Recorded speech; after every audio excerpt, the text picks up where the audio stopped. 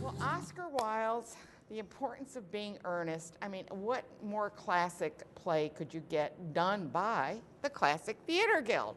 And Karen Christina Jones is the director. And we have, next to her, we have Julia Jaster. And she will be playing Cecily Cardew, right? And next to her is Jason Tillery, and he's playing Jack Worthing. And then behind us, we have Sandra Cimino, and she is, I don't know if you can see the costume, but we are going to be talking about that costume. She made the entire thing, including selecting the fabric, designing it. Incredible woman. And then next to her is a longtime favorite on our show. He comes on frequently. He's an actor, and Phil Mathai. So let's talk about the importance of being earnest. Okay, so basically when I proposed this to Classic Theater Guild about a year ago, I've actually started directing it about 14 years ago. When I was reading the play, when I was in college, I was in Central Park in New York City, and I saw in my mind's eye Cecily and Algernon and Jack and Gwendolyn. So I knew when I was going to direct this show, I was going to have it take place in New York City at the turn of the century. It just feels that way. It was just so true to me at that point. Were you at the Tavern on the Green when you were thinking this? No. I wish, yeah. So the play takes place at the turn of the century. Right, in 1900. Which brings us to, we should go to the costume, because the costume is absolutely gorgeous. And Sandra Cimino did it, and we're getting that on camera right now. And I want her to bring your microphone with you and go over and let's talk a little bit about that to the audience so that we can get you along with it. And if you'll stay on that, Malcolm, that would be great. Okay. Go ahead, Sandra. Okay, well, as Karen said, we were looking at a costume for the turn of the century. This is pretty typical of the type of costume that you would see somebody wear at that time. Narrow in the hips with a bell skirt, very sort of high on the neck, lots of opulence. They called this particular period the Age of Opulence. Very fancy fabrics, silks, satins, damasks, lace, crystals, that kind of thing. One of the things that's particularly difficult as a costume designer to actually make costumes for this period it is getting the fabrics right. And I use a lot of drapery and upholstery fabrics because they give heft. There's some weight to the fabric, and they give that sense of detail and depth and dimension that you would want for this particular period. Okay, well, that gives us a feel for the costume. It seems to me if not only the play, but the costumes are the stars of this show. And I'd worked with, as you know, Nadia Graziano for several years, who has since retired. So Nadia had introduced me to Sandra, and we have been talking about costumes literally for months, since March, actually, because Sandra went to see my last production for Colored Girls over at the African American Cultural Center. And did Nadia help you with Nadia did the costumes. You were on about that. Right, that was one of the last shows over in she Albany did. On Pearl. Right, exactly. So this has been almost a year-long process getting to this point. So, I mean, this is just an example of her many creations. So how many costumes did you have to make, Sandra? I think there was 9 in total. Oh my God. And as Karen said, I've been acquiring fabrics probably since May. I think it was. And then you have to cast it, and then we take Julia here. We have to put the costume on her, fit her. Right. And did you have any say about the costume? The costume's lovely. It's sweet pink for innocence, which is definitely my character.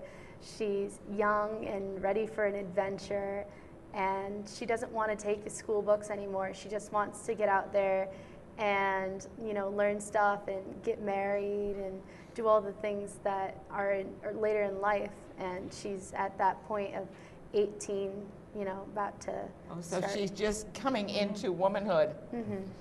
And let's see, we've got I'm just trying to get, so Jason, let's go with you, because we're in the first row. I was going to go back there, but I'm going to stay in the first row. You plays Jack Worthing. Yes, I do. What is your character like? She's innocent. Just like actually what Julia said. He's a man with a plan. He's determined to marry Gwendolyn, and he's kind of living a double life. He's Ernest in town and Jack in the country. So. Oh, you mean he has a dual personality? Yes. Is that how that living works? two different lives to try to get the girl and try to be the ward of, or the guardian of Cecily. Oh my goodness. So Cecily thinks he's Jack, and Gwendolyn thinks he's Ernest. So he's it's kind a of little mistaken identity, or maybe just a confusing identity. Yeah. How long have you been Confusing acting? to other people. He knows exactly what he's doing. How long have you been acting? I've been acting for about 4 years now. Yeah, because you're young, and it's like, how do you like acting? I like it's a rush to me. It's the best thing to me. I love being on stage. I love feeling the lights. I love it. It's just It gets in your blood, doesn't it? Yeah. It kind of just gets Caught there. the bug. That's what they Yeah, say. you get the bug, the acting bug. And Yeah. Julia, how about you? How long have you been acting? I've been acting for about like 4 years also. You too. So you're right on par with the length of experience. Right. But Phil, I know that you have a lot more experience than that. Yeah. I've been acting forever. I think you've been on the show forever too. I think so. The chronic guest. Yeah. Right. And what part do you play in this play? I play the butlers. There are two butlers. There's Jack's butler and Algernon's butler. And you play both butlers? Yes, I do. Okay. Just So I changed my glasses, I changed a vest, and she has Are my you a costume dual all set. personality, or are you just playing two parts? Yeah, right. I'm Whatever. secretly a space alien. So how are these actors to work with? They are amazing to work with. I've got to tell you, I literally wanted a certain look for this play, and everybody has pretty much went with my visualization for this show. And the fact that Julia's 17, I almost called you Jack. Well, he is Jack, or he might And that's, be. you know, Ernest, that's, you never know. He's 20. The person who plays Algernon is 14. So what I wanted to do with this particular production is have a very youthful vibe to it, and it's really come through. And even with Phil being, a staple with community. I like that, staple. I like staple better with community. Not mature theater, or but anything, staple. just staple. Everybody has this wonderful, youthful, energetic vibe for them, and it works with the play because I think that as Americans we look at plays like Shakespeare or Wilde's plays and want to toffee it up, and it's a farce. It is a crazy farce, and these guys have totally saw my vision and went for it, and it is hilarious. It really is. Had you in school ever read any of Oscar Wilde's plays, or was this a newbie for you? This was new for me. Okay. It's a new experience to me. New Yeah. experience too. And how about you, Phil? It's again one of those plays that I should have read back in high school, but Isn't it true? We had all these plays, and they'd assign them, and you'd go, "Oh my God, I had to read that." Oh my, But I have come to love to read plays, and I used to go to the library and get a book of plays just to read them because it's kind of fun to read them. Absolutely, Yeah. absolutely. And with these plays, when you read them, you really don't see them. They seem kind of dated. But when you bring them to life, especially with a great cast that I was fortunate enough to work with, it's so new, it's so fresh. Well, you have to tweak it a little, Right, maybe not right. a lot, but No, because you not want a to keep lot. it.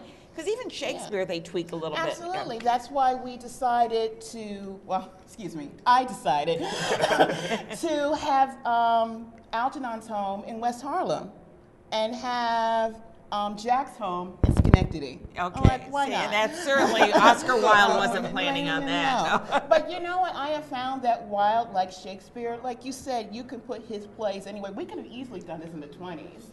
And Yeah. the costumes would have been just as amazing Yeah. because we would have this lady to work with. Oh, and she it would is have worked. amazing. She is amazing. Incredible. Is it harder to make a costume or design and build? I don't know what kind of word to use because it's a creation. For male or female, is one easier than the other? I don't think so. I think there are just different challenges. Okay. I think the hard part, particularly for this period in time for women, is as women today, we're not used to wearing corsets. We're not used to being. You have to wear a corset? No. Oh. No. What I do for the comfort of the actors and to sort of make it easier in the modern day world is to build structure into the costumes themselves. Using boning and Yes. things like that. So Yeah. you get the look, you get the feel without the uncomfortableness. Because Well, they used to have to put their foot on your back when they Yes. pulled it, Right, didn't yes. they? But none of us are Exactly. used to wearing long skirts and Yeah. being That's laced true. up now. We are so simple That's now true. with our Yes. clothing, aren't we? It's like, oh my gosh. That's what I and feel. I love that we can wear anything we want. It's like I went through the series where you said, oh, the skirts are an inch shorter. You had to take up all your skirts. And then, you believe me, this was a pain in the you know what. And then it was like, oh wait, they're longer. Then you'd spritz actually vinegar on your seam, on your hem, so that you'd take the line out Oh when my you took it gosh. down. It was like, oh, I'm so glad. That's Jeans, why, okay. that's why during our rehearsal process, I had the ladies work in their stage shoes, work in rehearsal skirts, Yeah. sit a certain way. I even asked them in the very beginning of the process to watch Martin Scorsese's The Age of Innocence. Oh yeah, right. So We're- they would we're know. almost out, hon. I Oh, got it. okay. Cecily and Algernon and Jack and Gwendolyn. So I knew when I was going to direct this show, I was going to have it take place in New York City at the turn of the century. just feels that way. It was just so true to me at that point. Were you at the Tavern on the Green when you? Well, Oscar Wilde's The Importance of Being Earnest. I mean, what more classic play could you get done by the Classic Theater Guild? And Karen Christina Jones is the director. And we have, next to her, we have Julia Jaster. And she will be playing Cecily Cardew, right? And next to her is Jason Tillery, and he's playing Jack Worthing. And then behind us, we have Sandra Semino, and she is, I don't know if you can see the costume, but we are going to be talking about that costume. Okay, so basically when I proposed this to Classic Theater Guild about a year ago, I've actually started directing it about 14 years ago. When I was reading the play, when I was in college, I was in Central Park in New York City, and I saw in my mind's eye. She made the entire thing, including selecting the fabric, designing it. Incredible woman. And then next to her is a longtime favorite on our show. He comes on frequently. He's an actor, and Phil Mathai. So let's talk about the importance of Okay. being earnest.